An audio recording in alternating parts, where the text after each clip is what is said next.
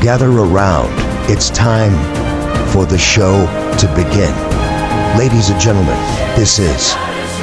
Hey everyone, my name is Jason. Hi friends, it's Desiree Josen.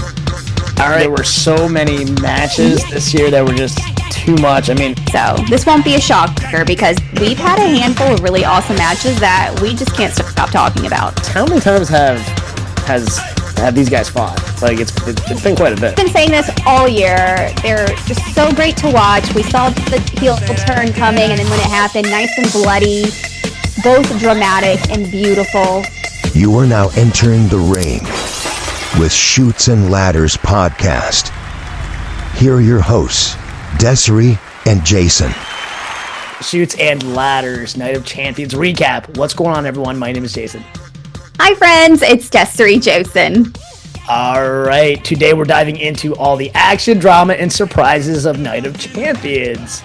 There were shocking moments, legacy-defining performances. This event had it all. From start to finish, the stakes were high and the crowd was electric. What are your initial thoughts, Des?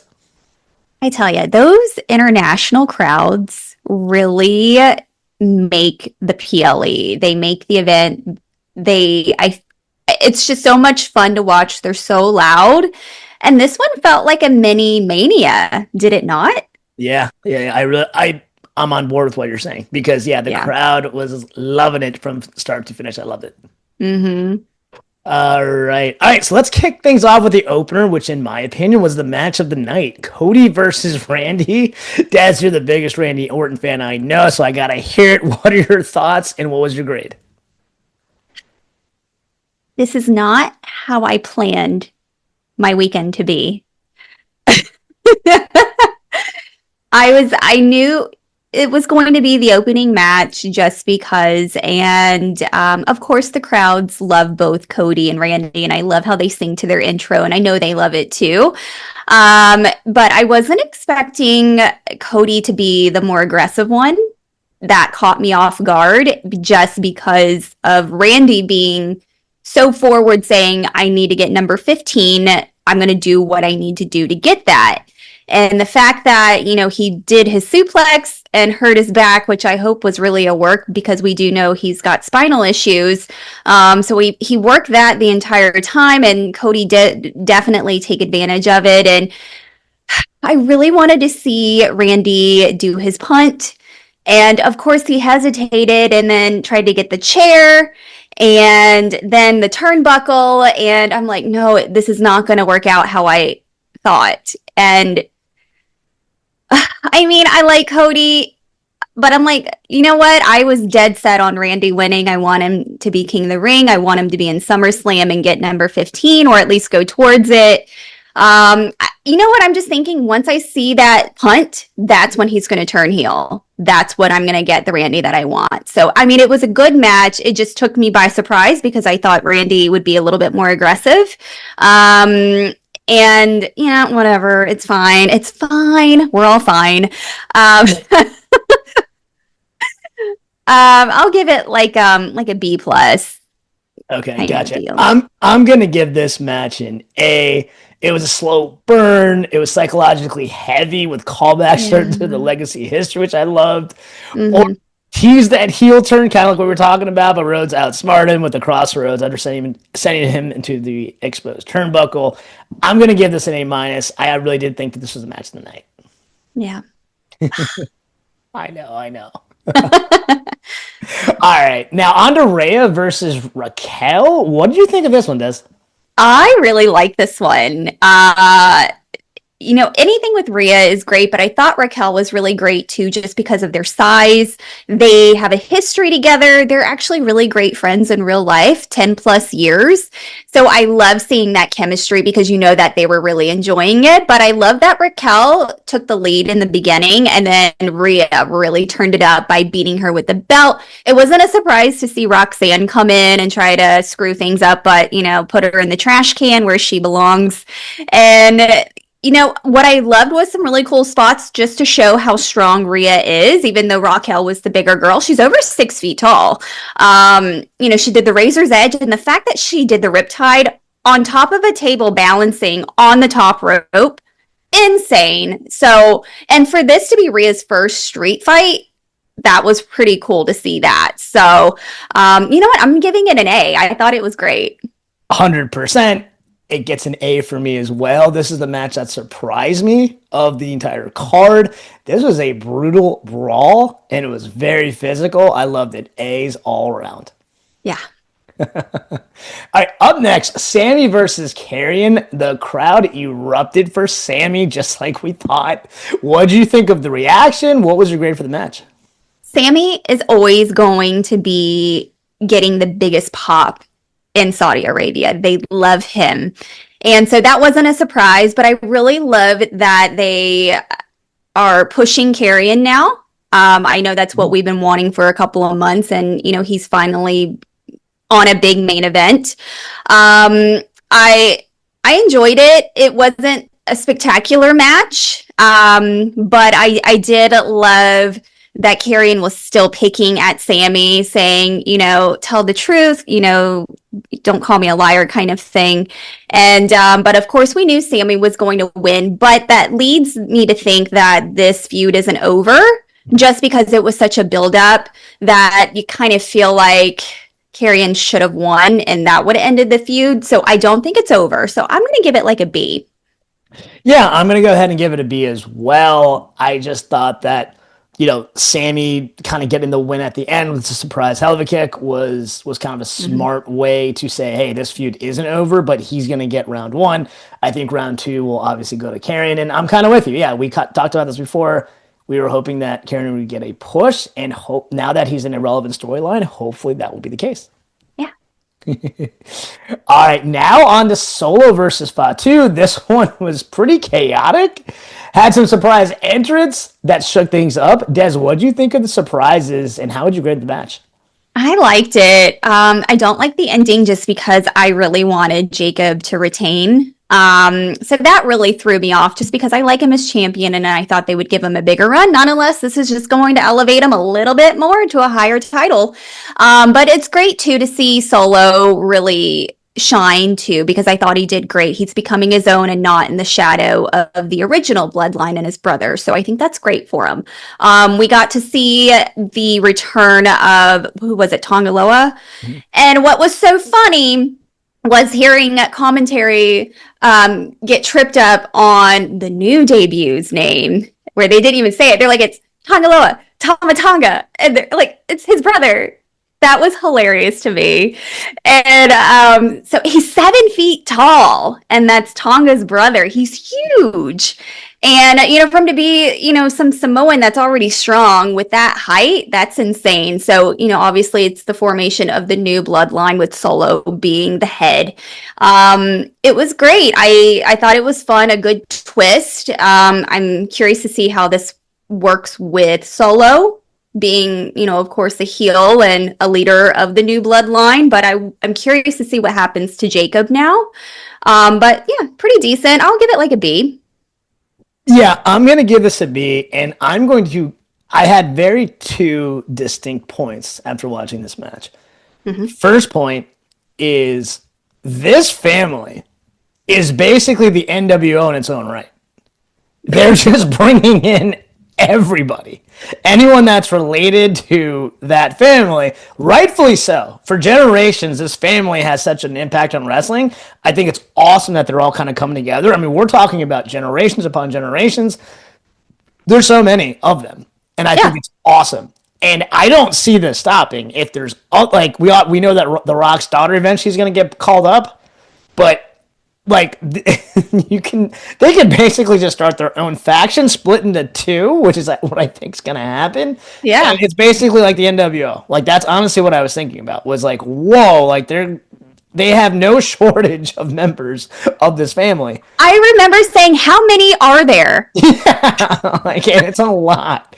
And I think there's more. Like, I really do think that. Yeah, and they have daughters now, too, which is insane. Yes. I know, that's what's crazy.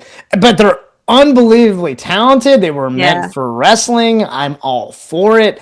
And it's funny, too, because obviously, you know, like, you have a guy like Roman Reigns who looks a certain way, and you have The Rock who looks another way. So, like, they're very, very well diverse within their own right. I loved it. Yeah. The other thing that I was thinking, and I remember thinking this from SmackDown, Jey Uso really doesn't have anything going on, and I think essentially what's going to happen is he's going to tag with Fatu, and they're going to do their own thing for a while. Otherwise, I don't know where Jey Uso fits, because obviously his brother's kind of ascended, and it kind of needs something for him.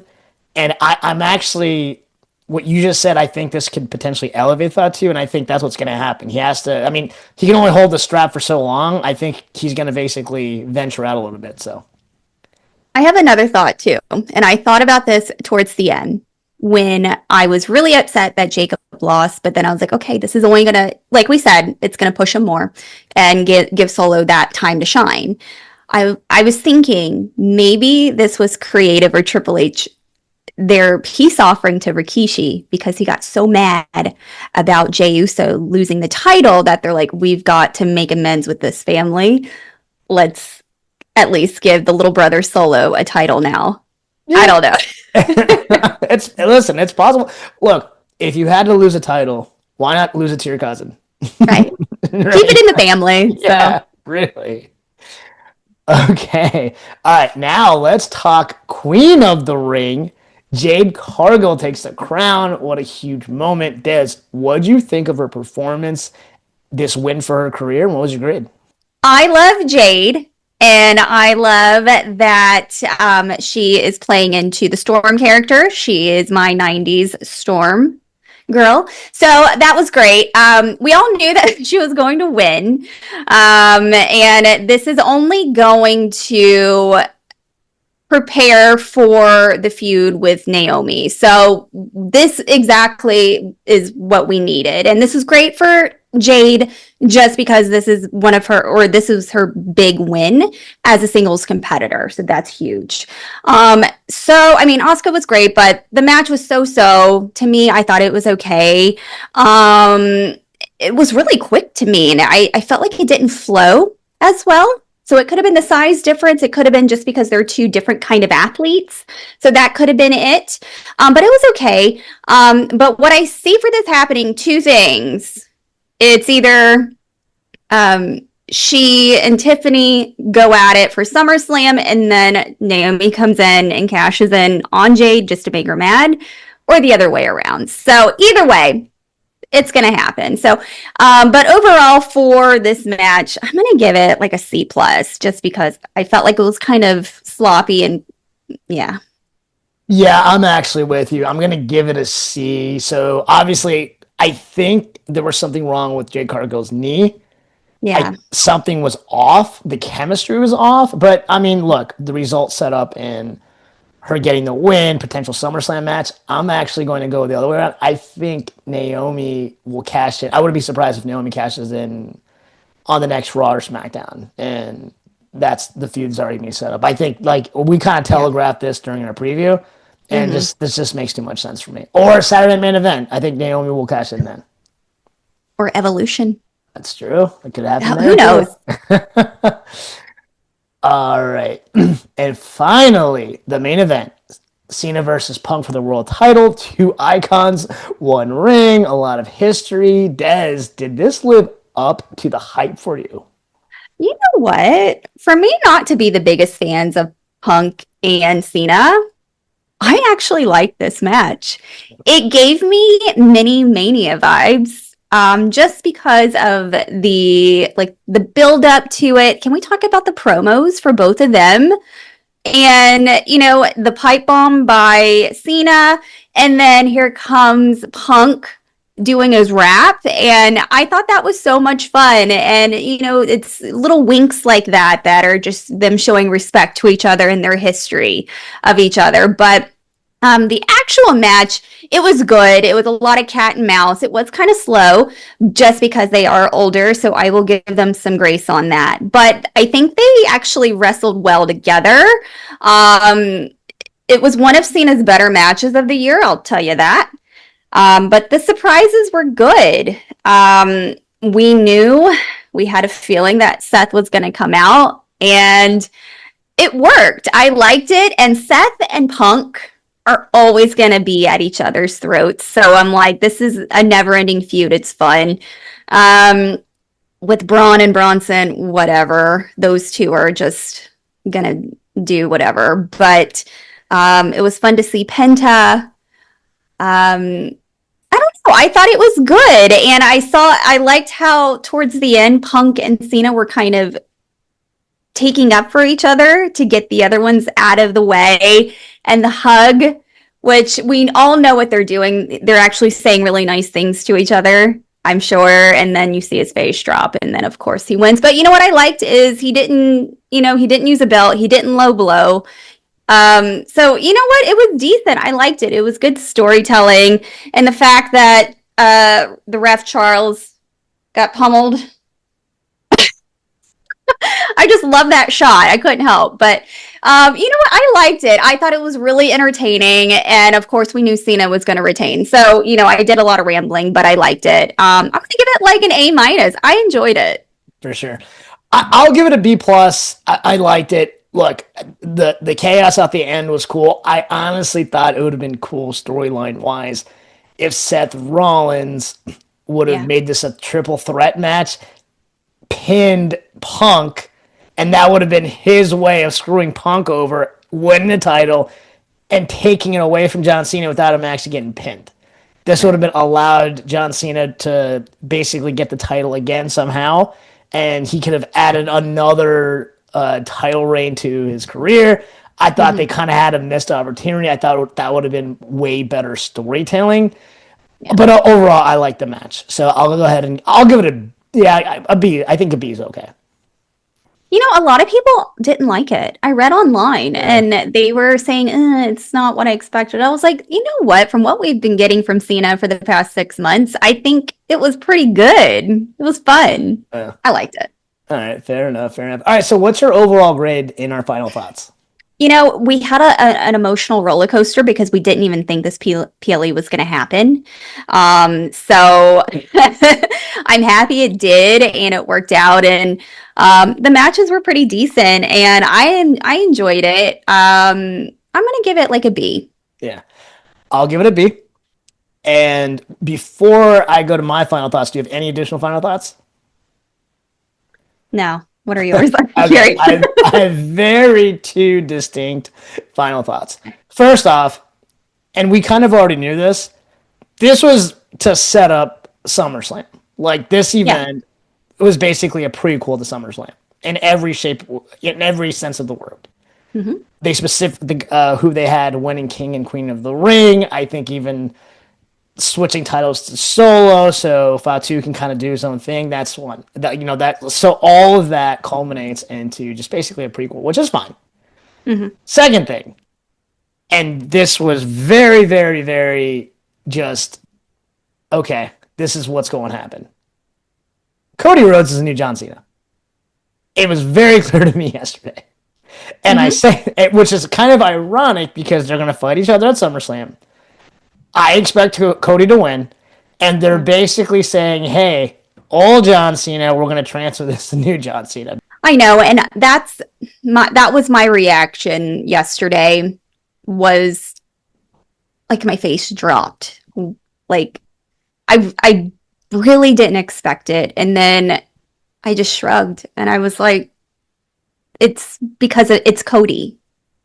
And I don't want it to be that reason now, but I feel like that's what it is. The crowd and the kids, everyone loves this good guy. And he is a good guy. I like him.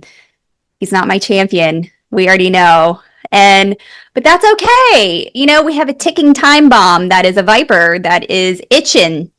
So that's okay. He'll get him next time. So it's fine. All right. Well, that actually wraps up this episode. What are your thoughts on Night of Champions? Send us a DM at the Shoots and Ladders. Like always, please like, share, and subscribe both on YouTube and Spotify. Once again, my name is Jason. I'm Desiree Josen. All right. Until next time, have a blessed day and a blessed week. Bye, friends. This has been Shoots and Ladders. Follow us for more content.